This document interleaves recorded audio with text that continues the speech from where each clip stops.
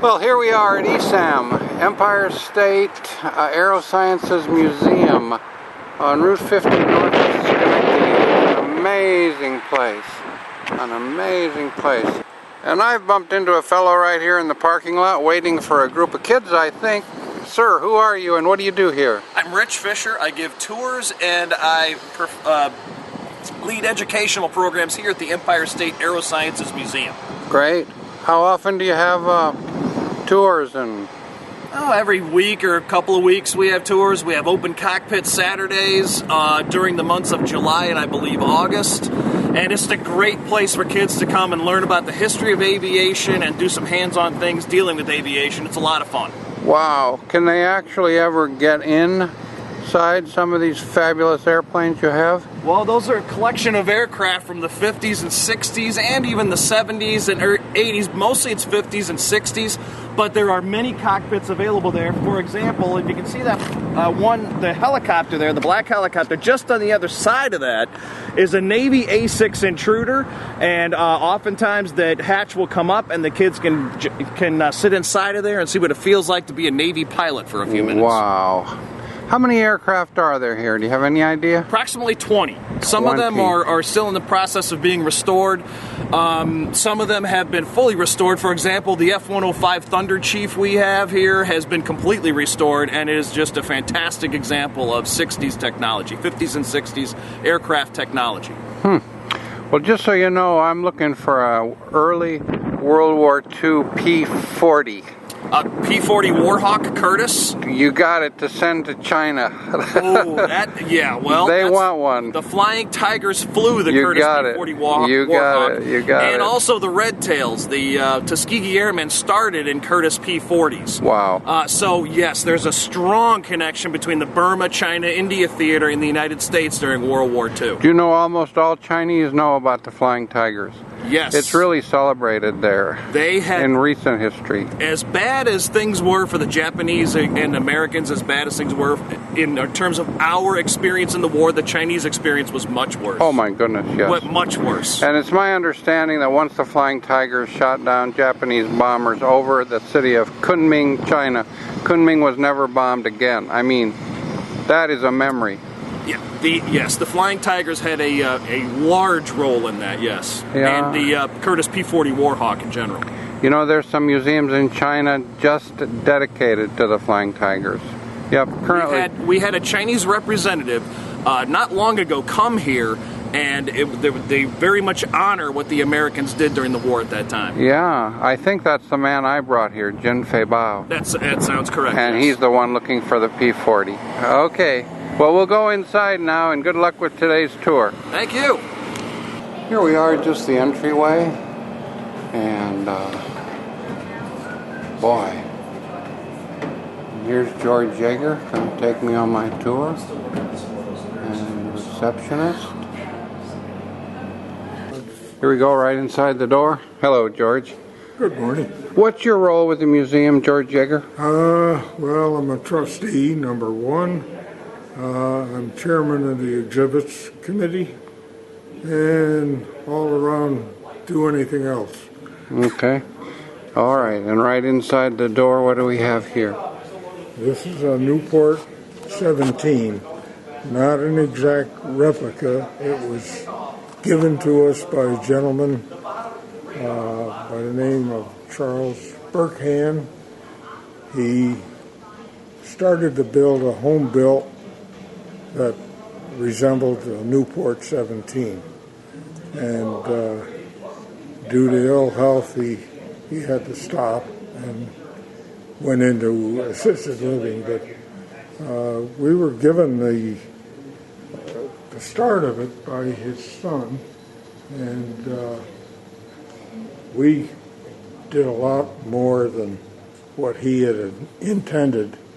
And we made this the focus of this exhibit. When was this aircraft flown? It was never flown. No, I mean the general aircraft. It's a World War I fighter developed by the French and was very successful earlier in the war. Wow. When the war started, an aircraft like this wasn't even in existence. Okay.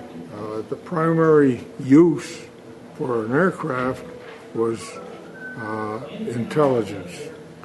They supplanted balloons. The Army generals would employ the use of balloons where observers would go up and, report down. And the aircraft were then used for this same purpose. Not as a fighter, because they didn't even consider fighting with them. Or think of it that way. But boy, they mounted a gun on this and suddenly they had a weapon. Well, now you must notice that this gun is mounted over the wing. When they first tried to use machine guns, mostly what they succeeded in doing was shooting off their own prop.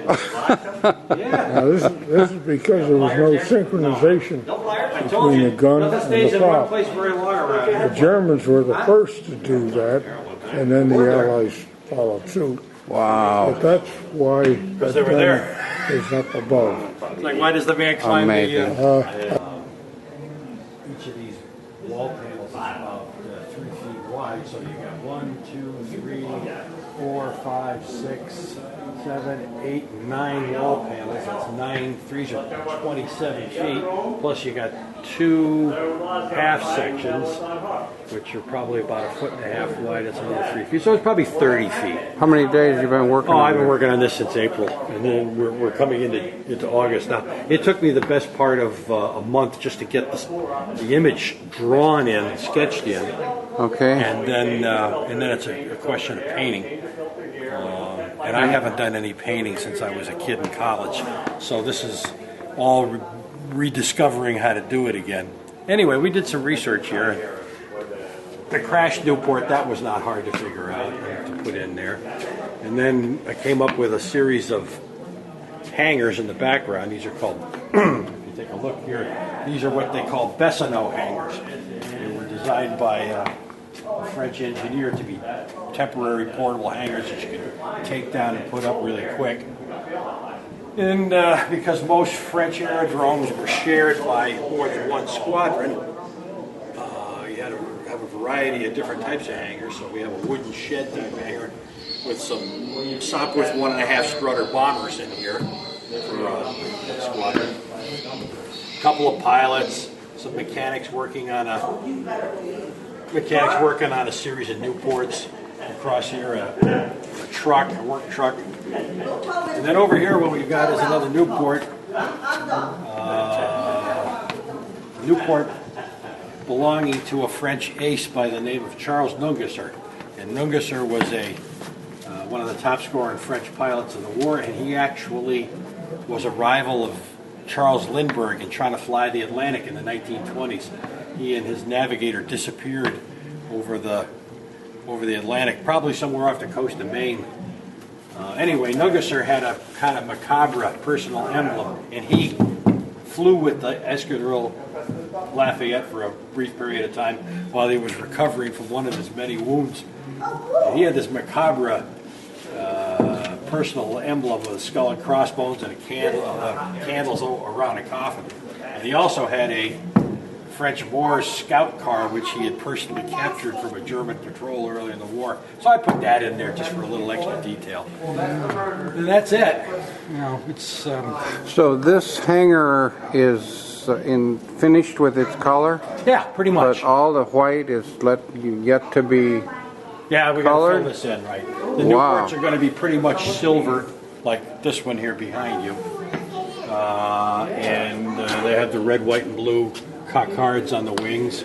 They have the wing-mounted Lewis gun on them, like the one I built for this plane over here. Oh, you built that. Yeah, that was my first project when I came here to the museum. George asked me if I could build a Lewis gun. I said, sure. He gave me the plans. I went through this guy's stuff here, Uh-huh.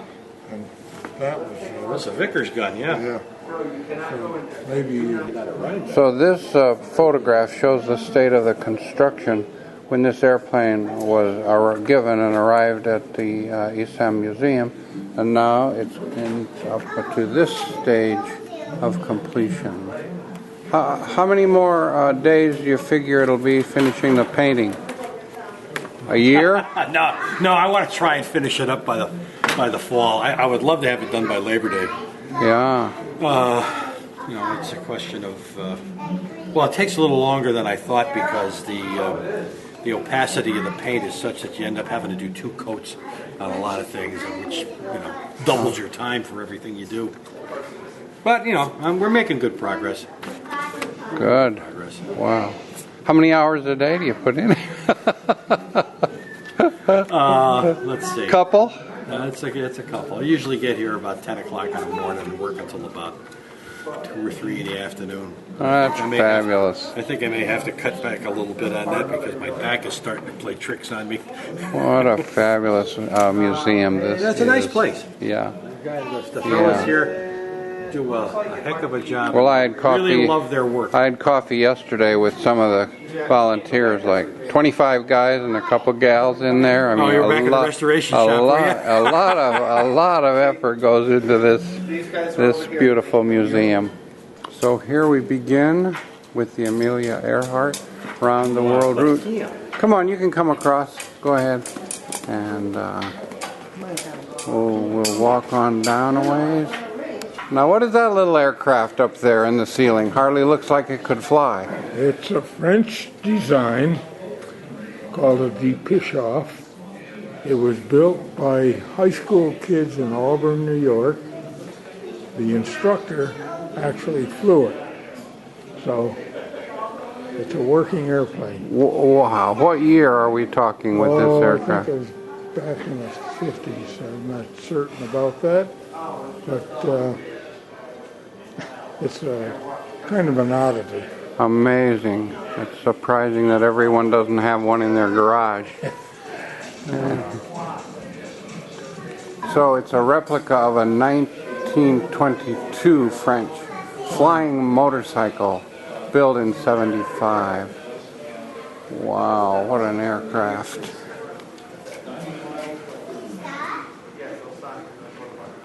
All right.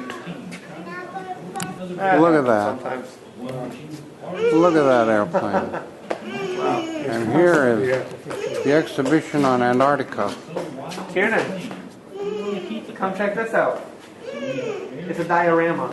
Hey, what do we have here, George? This is called a link trainer. Now, this was invented and built at the time the airmail pilots were flying. They had numerous crashes because they couldn't fly at night or in bad weather. The instrumentation was limited, so Mr. Link, whose father owned an organ factory, designed this thing, and it's all designed around vacuum bellows and controls that you would find in an organ. Oh, my goodness.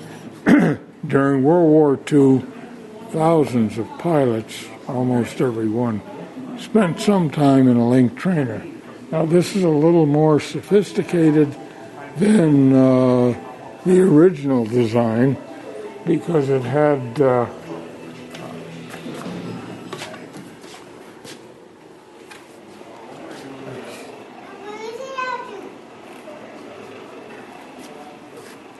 So you get closed up, you can't tell whether you're in a... But it has all the instrumentation of a real aircraft. The instruments respond to the controls as they would in a real aircraft. And pilots could train without using fuel and worry about crashing. Yeah. Yes, you can press the button. With these systems, there was also a desk and an instructor that controlled what the belt must be off. Okay. Anyway, he could record every movement that the pilot made, and they would schedule a flight. Hold on, let me see. Why would anybody come down here? Is this a button? No, that's not a button. What is it? That's a Early button. explorers were simply The other one's just. Now, is that plane up there? What is that? That is a copy of a Curtiss 1910 Model 10, Yes, you can go inside but there. No, not the pretend. plans were published in either Popular Science or Popular Mechanics. One. It Wow. was built by a young lad in Fort Edward. He flew it, and he even took another kid up as a passenger. He sat on the wing and hung on. That model plane was also the one that Curtiss flew from Albany to New York City to win a Pulitzer Prize. The first flight of that length attempted. Just about 100 and few years ago, Yeah. airplanes looked like that. Boy, And amazing. At the start of World War I, that's what aircraft looked like. Wow. And that's why I say that Newport is a big advance. Is that for big Aircraft. A balloon propeller, the forerunner of the propeller for an aircraft.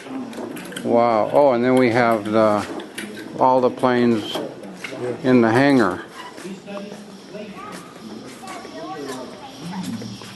It's real, but it's not What What are the missiles for? are the missiles for? Those are decorations. We had a visitor here yesterday who told me he was the foreman in the shop when they built that Here, then check this one out. glider, that sailplane in RPI. Wow. It is. It's like to play with. It's Oh, flight control and well, go ahead. I can go around. Take off.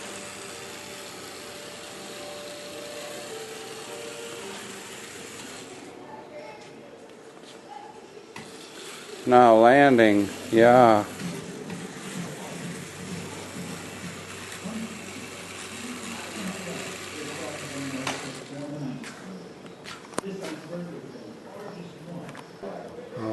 Before electronics, they depended on your eyes and your ears to identify aircraft. Yeah. And there were clubs, even high school kids, and they would join these and spend time and report all this activity.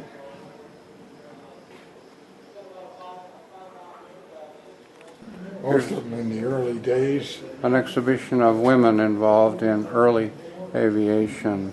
The women who made aviation history. Very nice. Sperry adapted his father's design for ship gear to keep ships on an even keel. Uh-huh. He adopted them for aircraft, and he made some great things. He got a contract to build this plane, and the government didn't want to pay him for quite a while, and actually flew down to Washington, landed there, and demanded payment. That's what that diorama represents. And here we have a bit of Now this, history of ballooning. right, this is the early, and New York State was quite involved. John LeMountain, he was bound and determined he was going to fly across the Atlantic. Now, this was at a time when a balloon trip, if it went 30 miles, was a terrific distance. And he was going to fly across the Atlantic. So he had a boat built a special boat that hung below the basket. The balloon itself was built in Lansingburg, where he was from, and they had 100 women sewing the balloon. And they finished the balloon, and he wanted to make a test flight. Now, back in those days, they used city gas quite often, and city gas was expensive in a balloon that big. So he got the city of St. Louis to agree to supply the city gas to fill the balloon, and he was going to fly to the East Coast, because that's the way the prevailing winds were. Well, they had a beautiful flight until they got up to Henderson Harbor up on the St. Lawrence and ran into a terrific storm. Gale winds that were as high as 80 miles an hour or something. Well, they had to avoid getting killed, they had to try to land. And they tore down, they bounced the boat off the lake to begin with, and he crawled down and dumped everything overboard to lighten it, and they bounced back up in the air. They hit land. There was a forest there, and they were tearing through this forest with a grappling hook even larger than that, and it was just going right through the trees until they hit a big oak at the end of the forest, and it caught and held, and they all survived anyway. The balloon was down. Then he decided that he would repair the balloon and finish the flight to the coast. Well, the editor of the Watertown newspaper said, "Oh, that's just an overnighter, I'll go with you." Well, they took off in the evening, and then when dawn hit, these were all fog down below. They didn't know where they were. They had no real navigational aids at that time. And they came down through the fog and hit the tops of the trees, and he said, "I know these trees do not grow in New York State. We have to be in Canada." So they climbed down, and they were gone for a couple of weeks until people that work in the forest found them. Everybody thought they were dead, of course, because nobody heard from them. And it was quite an adventure, anyway. He also flew his balloon in the Civil War. That you might say is the first aircraft carrier. He had his balloon tethered to a barge, which they would drag down the river, and he would take off. Now, he flew freely. He didn't. There were several balloonists in Civil War, but most of them were tethered. He would fly and navigate over the Confederate lines and then come back. He survived that. Amazing. Well, then there was a big battle about who was going to be the balloonist for the Civil War armies, and it got political, and he left in a huff anyway. Probably lucky for him. This represents the first balloon flight in 1783, which the Montgolfier brothers, who owned a paper factory, built this thing. Now, prior to this, nobody had built a manned balloon. People used to take a paper bag, light a fire under it, and for some reason they didn't know it rose in the air. So he said, well, maybe it's dirty smoke works better. So they threw all kinds of garbage in this fire, in this furnace. And the king would not let people go up in the first flight. So they had goats and chickens. And it was successful. It flew. then it was flown manned, and The train you can't control. You can control the airplanes. it was successful anyway. Now at this time, people didn't really know anything about balloons or anything else, and this thing that would appear in the sky and come down, they thought it was the devil or somebody else or all sorts of things, and they'd attack it with pitchforks. It's a great story. Yeah, kids love things that move and make noise. Yeah, right. Hey. Yeah, look at he's landing that. He's landing. Yeah, he did it just right. George, now what's this 1902 glider? This is a Chinook glider designed by Octave Chinook. In the early days, what they would do, they would carry this up on top of a hill, take a running start, and glide down the hill in these. This particular glider was found in Amsterdam, and we know there was a soaring club in the area, and Charles Steinmetz belonged to it. We can't definitely prove that he belonged to this particular group, but there weren't many. So, but that's a real, the original? yes, that's Oh my goodness. So they would drag these up to the top of a hill and run down and jump and glide down. And people are still doing it. Yeah, only a little more sophisticated. Okay. Push the button. It should light up a button. Now this one's in probably in Long Island. So let's see what happens. Come on now. Oh, there's one. There's one here. So if you press this one, Mineola, New York, goes here, and Glendale too. Over here. Hey, How you doing? Let's see. Where's Schenectady? We're Schenectady, where you are. And it's not like we like vampires. We like vampires. I'm going to get Jim. Okay. Oh, it's up there. You look for me. You got two options for it. Yep. You must be up there. Brooklyn. It's up in the left. Yep. That's New York City, baby. They used to make a lot of airplanes up in New York City. ESAM.